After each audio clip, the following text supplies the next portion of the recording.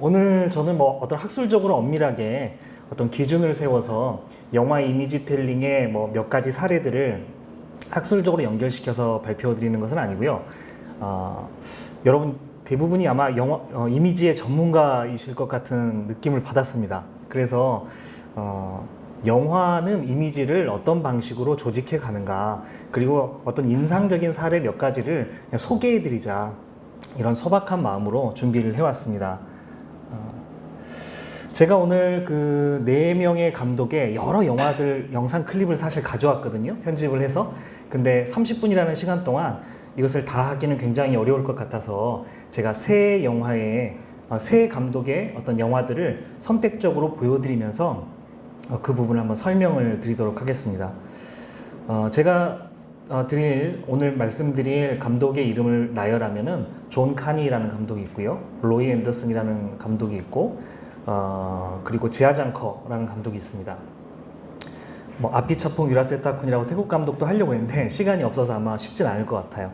그럼 이 3명의 감독의 뭐 굳이 큰 특징을 말씀드리면은 국내외 평단에서 거장이라고 칭하는데 이견이 없을 만한 사람은 로이 앤더슨 정도일 것 같습니다.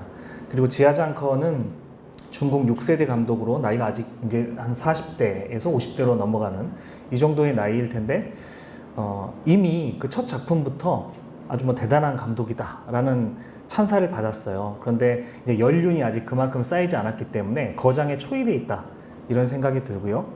이제 존 칸이라는 감독은 굉장히 대중적인 영화들도 많이 만들었죠. 여러분 잘 아시는 뭐 비긴 어게인이라든지 싱 스트리트라든지 이런 영화를 만들었는데, 그 보는 이에 따라서 호호가 갈리는 면도 사실 있습니다.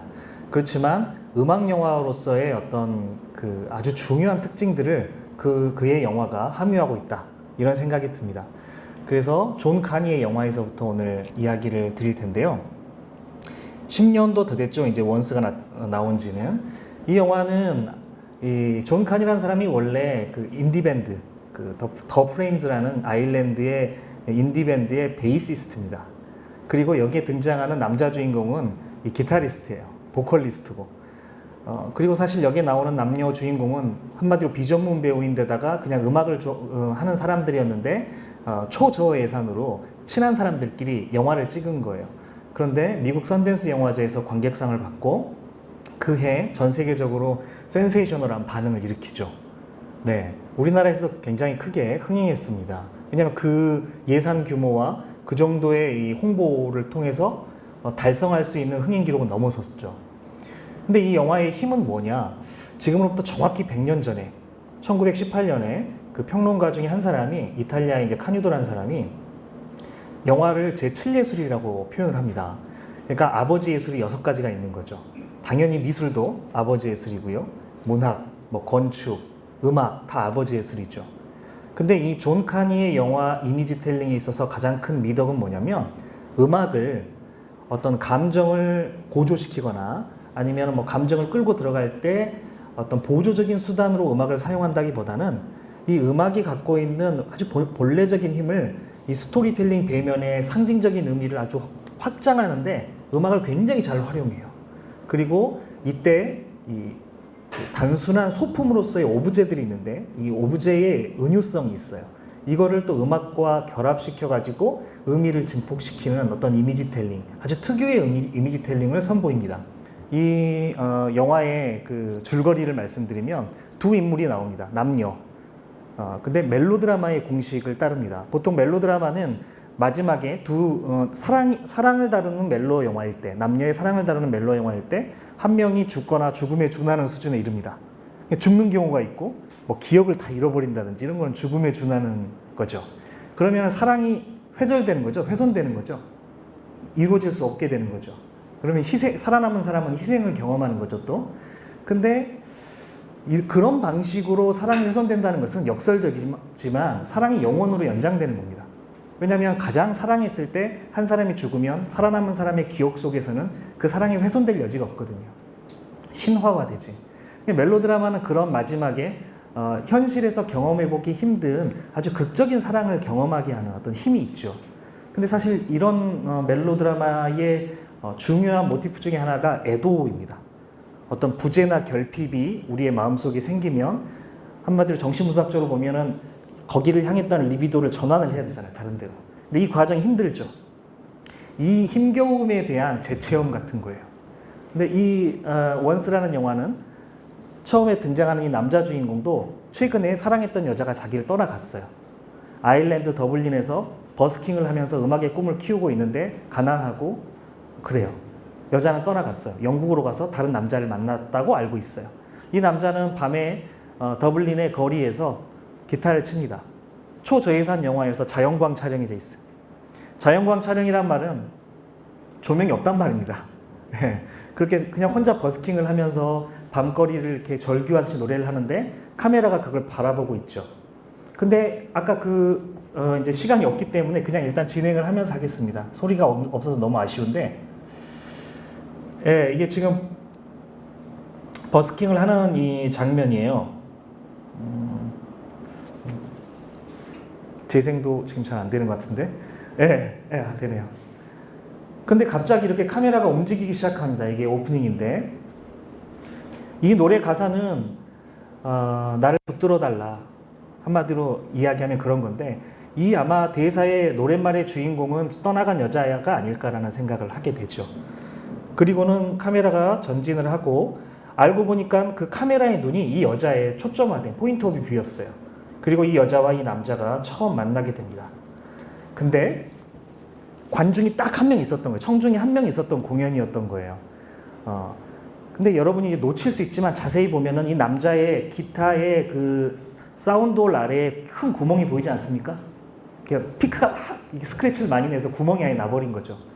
이 남자도 정확하게 사랑을 잃었고 꿈에서는 멀고, 이게 바로 이 시각적인 이 소품 오브제 하나에서 정확하게 은유가 되고 있어요. 이 사람이 처한 상황. 그리고 이 여자는 방금 전에 여러분이 보셨는지 모르겠지만 이렇게 다가왔죠. 근데 이 여자는 빅이슈를 들고 있습니다.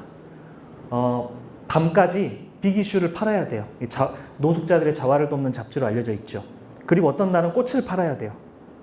이 여자도 알고 보니까 나중에 서사의 정보를 종합해 보면은 남편 일찍 결혼을 했는데 남자가 자기를 버렸어요. 그래서 노모와 아이를 데리고, 원래 체코 사람인데 이 아일랜드에 와 있어요. 이민자죠. 근데 생계의 지난한 어려움 속에 이렇게 처해 있고, 자기도 음악을 하고 싶은데 음악을 할 기회가 없어서 그 점심 때 틈나는 시간에 악기점에 가가지고 주인에게 양해를 구하고 DP대에 있는 피아노에 앉아서 혼자 연주 한번 하고, 이게 지금 하고 있는 음악과 연결되는 유일한 시간이에요. 근데 이 두 사람이 만난 거예요. 그러면 이 구멍난 기타와 빅이슈가 만난 거죠. 근데 여기에 이 음악이 이 상황을 그냥 어떤 감정을 고조시키는 정도가 아니라 이 노랫말과 이 음악이 이 두 사람의 전체적인 상황을 완전히 딱 정확하게 표본화해서 보여줘요. 그래서 이 오프닝이 굉장히 인상적이었고요. 두 번째 장면은 이때 이 여자가 당돌한 질문들을 합니다. 최근에 헤어졌죠? 막 이런 거 질문해요. 그래서 그 여자 앞에서 이 노래 불러주면 분명히 돌아올 거라고 막 하고, 처음 만난 사람이 하기 힘든 말들을 막 합니다. 그러면서 원래 뭐 하는 사람이냐고 이 남자에게 묻는데, 이 남자는 아버지가 진공청소기 수리를 하시거든요. 그래서 자기도 그걸 돕고 있다 이런 말 하니까, 마침 우리 집 진공청소기가 고장났다, 내일 가져오겠다 이런 말을 하고 헤어져요. 첫날.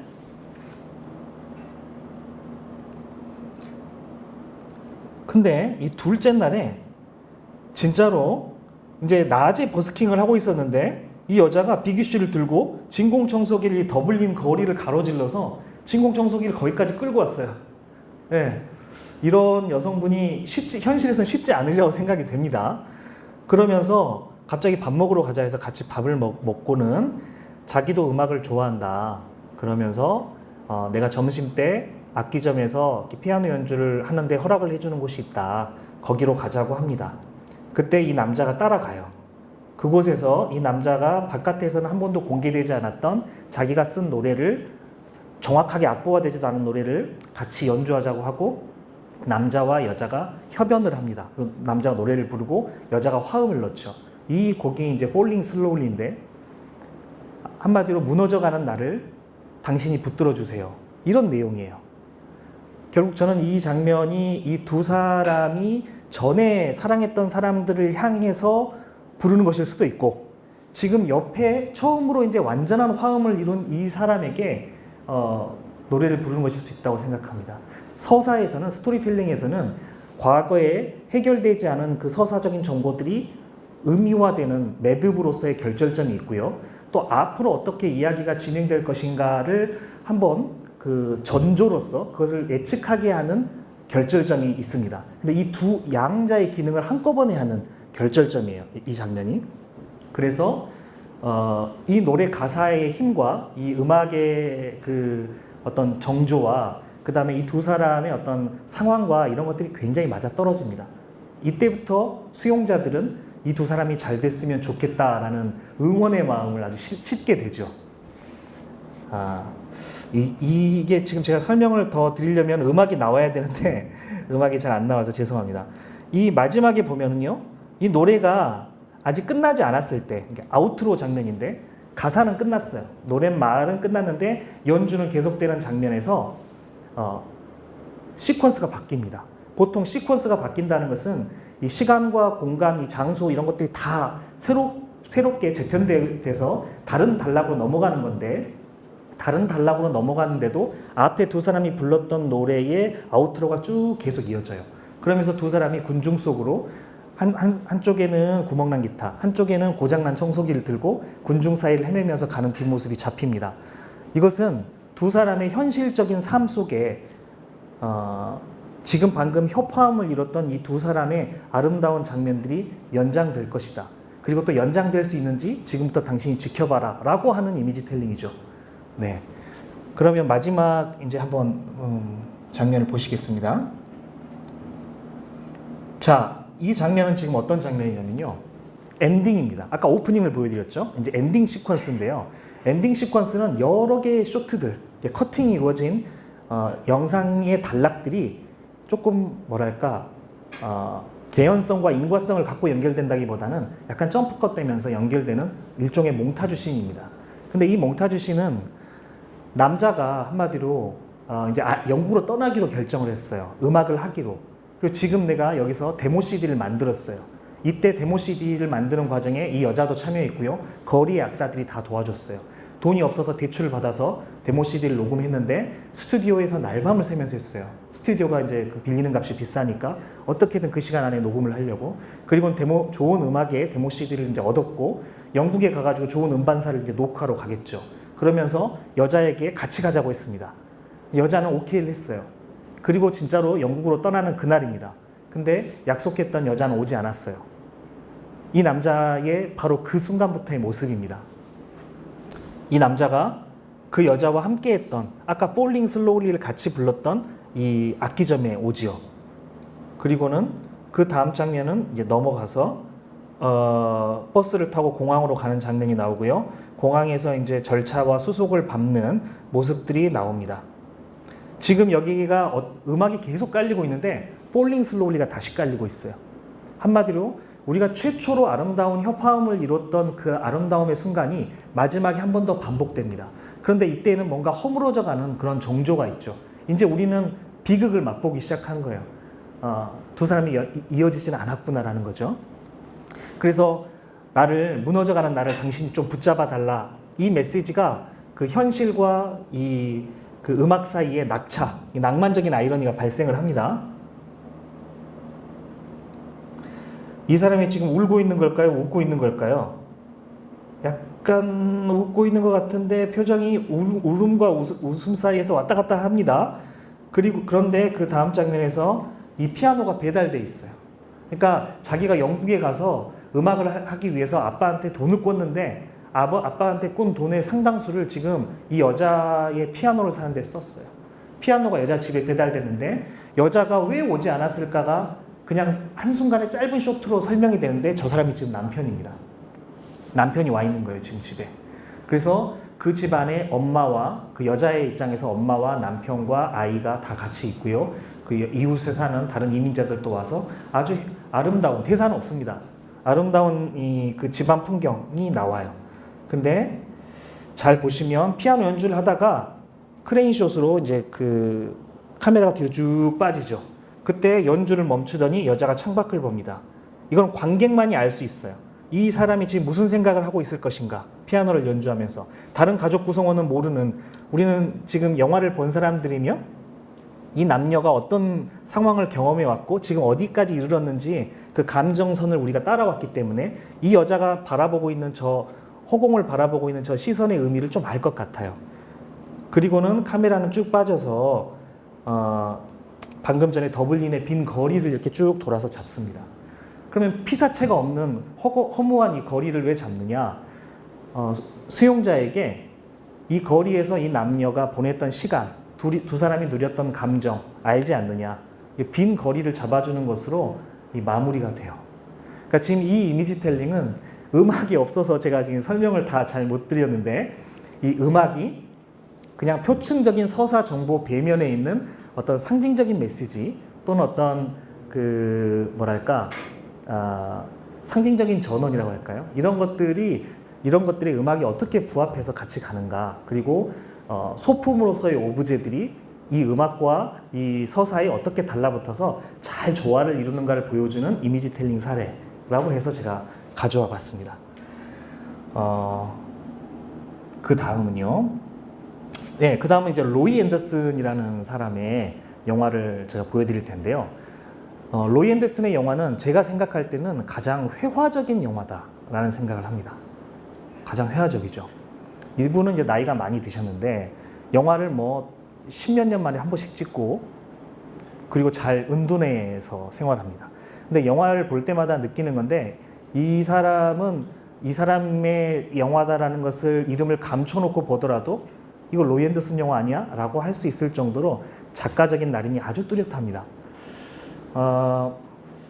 첫 번째 제가 그분의 영화 중에서 충격을 받았던 첫 번째 작품은 2층에서 들려오는 노래라는 이 작품인데, 이 영화의 내용은 뭐 특별하게 줄거리가 있지는 않아요. 근데 뭔가 그 영화 속에 등장하는 이 세계가 구조적으로 아주 속물화되어 있는 세계예요. 그래서 예기치 않은 상황에 절망에 빠진, 예기치 않은 자기가 극복할 수 없는 어떤 상황들에 휘둘려가지고 절망으로, 나락으로 떨어져가는 인물들이 이렇게 듬성듬성 나타나요. 주인공은 나이가 조금 된 노년의 신사인데 이 사람은 30년 넘게 가구회사를 일궜어요. 그렇지만 가구회사가 경제적인 상황이 너무 나빠져가지고 자기 인생과도 같은 이 가구회사를 스스로 불질러 버립니다. 왜 불질렀느냐? 보험금 타내기 위해서. 그런 상황이에요. 이 주인공은 완전히 절망에 빠져 있죠. 더군다나 이 주인공의 첫째 아들은 택시 운전을 하면서 잘 살고 있었는데 언젠가부터 이 시를 쓰겠다라고 하고는 그때부터 실어증에 걸려버려가지고 정신병원에 입원해 있는 상태예요. 말을 못해요. 이것도 하나의 메시지가 있죠. 그냥 시인이라는 것을 어떤 진실을 직시하고 그것을 언어화하는 사람이라고 해석을 한다면은 말로서 설명이 안 되는 세계라는 거죠. 그 남자 주인공은 그런 아들을 두고 있습니다.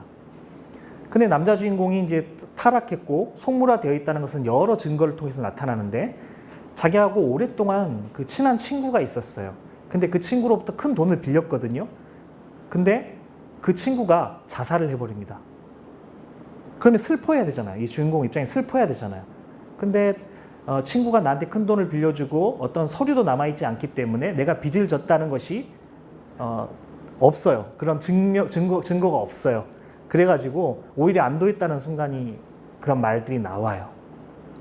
그렇습니다. 이 남자 주인공은 그런 상황에 처해 있습니다. 근데 이 영화의 특징은 초현실적으로 어떤 유령들도 출몰하고요. 현실적이지 않은 정보들이 갑자기 나타나요. 아까 전에 자살한 친구도 갑자기 나타나고요. 그 다음에 2차 세계대전 때 목매달려서 독일군한테 죽은 사람의 청년의 모습도 나타납니다. 이 청년은 자기 여동생한테 사죄할 것들이 있었다고 이렇게 정보가 나오는데 여동생도 자기보다 일찍 목매달려서 죽어요. 그래서 그것을 사과를 할 기회를, 용서를 구할 기회를 잃어버려가지고 현실에 출몰하는 유령이 있습니다. 그리고 이 도시는 왠지 광신적인 이교도 집단 같은 느낌이 들어요. 그래서 도시의 위정자들이 어떤 소녀를, 하얀 옷을 입은 소녀들을 이렇게 데려와가지고 눈을 가리게 하고 낭떠러지에서 밀어버리는 장면들이 있어요.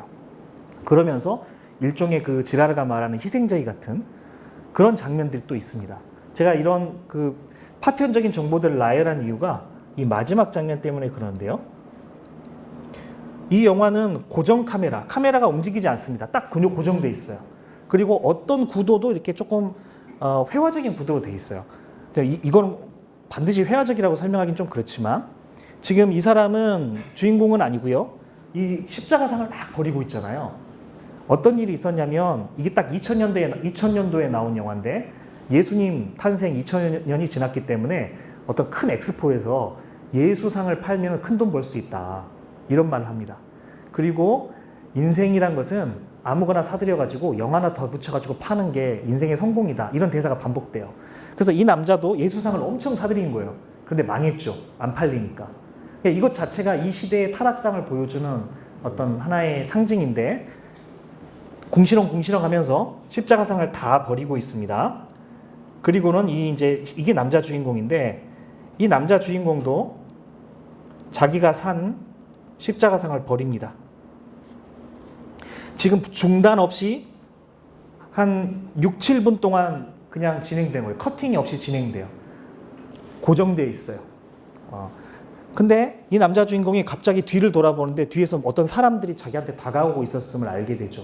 우리도 수용자도 3분 이상 지나는 동안 저쪽에서 사람이 걸어오고 있었다는 것을 잘 눈치 못 챌 정도로 저 끝에서부터 점처럼 이렇게 왔었어요. 지금 저 사람들이 이 영화에 등장했던 모든 유령들의 총합입니다. 다 유령들이에요. 죽은 사람들이 다 등장한 거죠.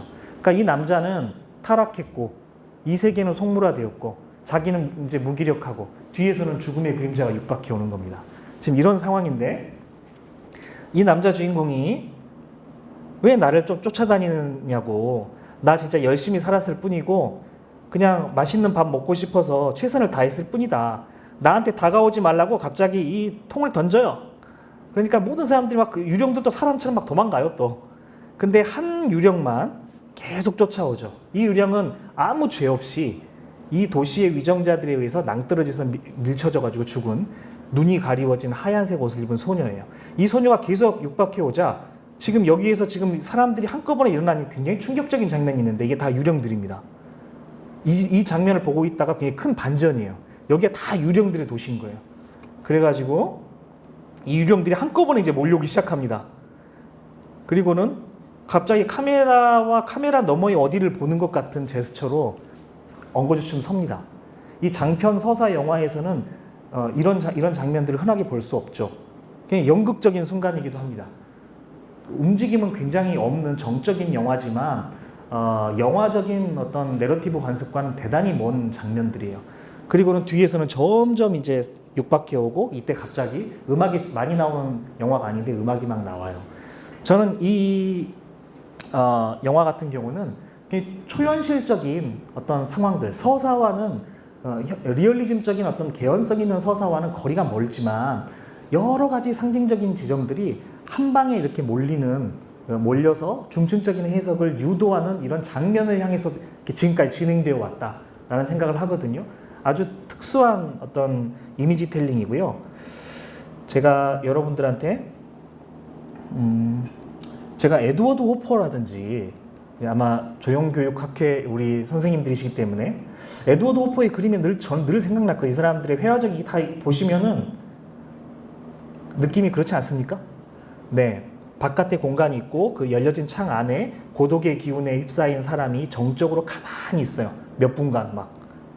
그러니까는 어디에다가 멈춰놓고 봐도 굉장히 회화적이고 사진적인 구도고요. 그렇습니다. 그래서 혹시 관심 있으신 분들은 이 로이 앤더슨이 굉장히 거장인데 이런 논문이 국내에서 별로 없거든요. 그래서 아마 여기 계신 능력자분들께서 이런 관점에서 논문을 한번 써보셔도 좋지 않을까 생각됩니다.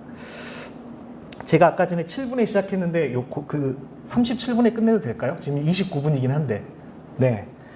제가 마지막 이제 한 사람 것까지는 해야 될 것 같아서 지하장커의 영화는 6세대 이제 중국 감독이라고 말했는데 중국이 현대화되고 있잖아요. 또는 자본화 되어가고 있죠. 과거에 비해서. 그 다음에 어떤 속도에 치우쳐가지고 굉장히 빠른 속도로 변해가고 있어요. 이 지하장커는 중국인으로서 지금 현재 그 중국인들이 자기도 어떤 통제할 수 없는 방식으로 자기를 둘러싼 환경적 조건들이 변해가는 것에 대해서 굉장히 회의하는 입장에 있습니다. 그래서 스틸 라이프 같은 영화를 보면은 이 공간을 어떻게 다루느냐, 영화에서 공간이 갖고 있는 의미, 이런 것들이 아주 그런 것들을 잘 살리는 감독, 그것만으로도 이미지 텔링을 끝내는 감독이에요. 예를 들어서 이 스틸 라이프의 배경이 되는 산샤라는 곳은 16년 동안 이 댐 건설이 진행되어 왔던 곳이에요. 수천 년 동안 역사와 문화와 그런 것들이 결집되어 있는 한 도시가 있는데 16년 동안의 공사에 의해서 다 물에 잠겨버려요.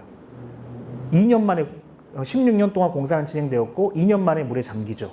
그리고는 이제 듬성듬성 남아있는 건물들이 산 위쪽에 남아있는 건물들만 있고 그 건물들도 계속 파괴되어 가고 있습니다. 왜냐하면 수위가 더 높아질 것이거든요.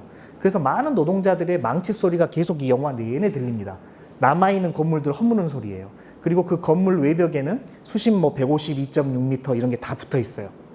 앞으로 물이 더 차오르면 여기는 수심이 이만큼 될 거야 라는 것을 보여주는 어떤 글자들이죠. 많은 사람들이 다 그 도시를 허무는 노동에 지금 복무하고 있습니다. 이 영화에서는 두 남자, 여자 주인공이 나오는데 이 두 사람이 서로 연관되진 않아요. 근데 이 남자 주인공은 16년 전에 아내가 자기를 떠났어요. 근데 산샤로 떠났어요. 그래서 그 아내를 찾아서 이 공간으로 온 남편이 있습니다. 그리고 한 여자는 이제 아내 입장인데 자기 남편이 2년 전에 소식이 끊겼어요. 산샤로 간 다음에. 그래서 남편을 찾아왔어요.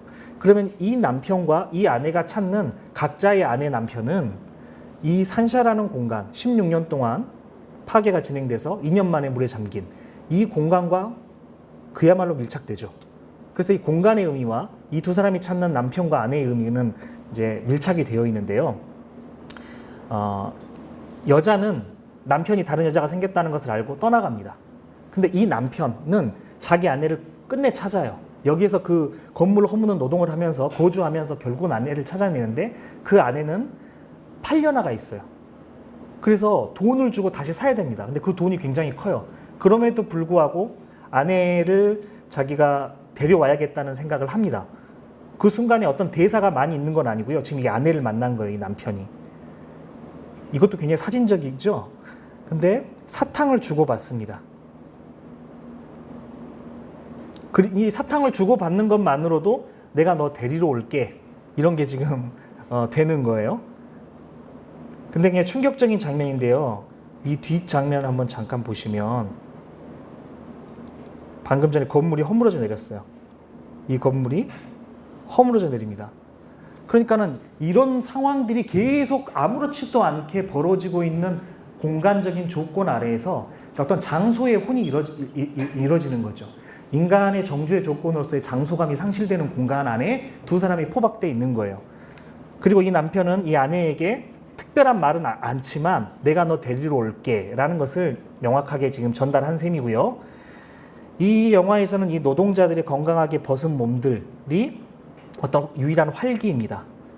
그래서 이 노동자들에게 나 이제 원래 살았던 곳으로 돌아가서 광산 일을 다시 할 거야. 아내 되찾으러 올 거야. 이런 것들 암시를 하는데 동료들이 나도 너 거기 가서 더 이상 여기에서 이 건물을 허물어뜨리는 일을 하지 않고 내가 그쪽 가서 같이 나도 그냥 그거 할래. 다 같이 떠나갑니다. 영화의 엔딩씬이에요, 지금. 전부 다 같이 떠나가죠. 여기 풍경이 전부 다 이렇습니다. 그런데 다 떠나가는데 맨 앞장서던 이 남자 주인공이 가다가 멈춥니다. 그러면서 어딘가를 보는데 이 프레임 바뀌기 때문에 우리는 그 정보를 나중에 알게 되죠. 이 다음 쇼트입니다. 이 건물 노동을 하는 사람들 중에 한 명이 폐허가 된 건물과 건물 사이 외주를 타는 거예요. 지금 이게 엔딩씬인데요. 그러면서 지금 어디를 바라보는지 모르게 이렇게 뒤를 이렇게 두리번 거리다가 프레임 바깥으로 빠져나갑니다. 그러면은 저 외줄 타는 사람과 관객인 나 사이에 가운데 아무것도 없죠. 내가 직접적으로 저 장면을 해석해야 되는 순간으로 가는 거죠.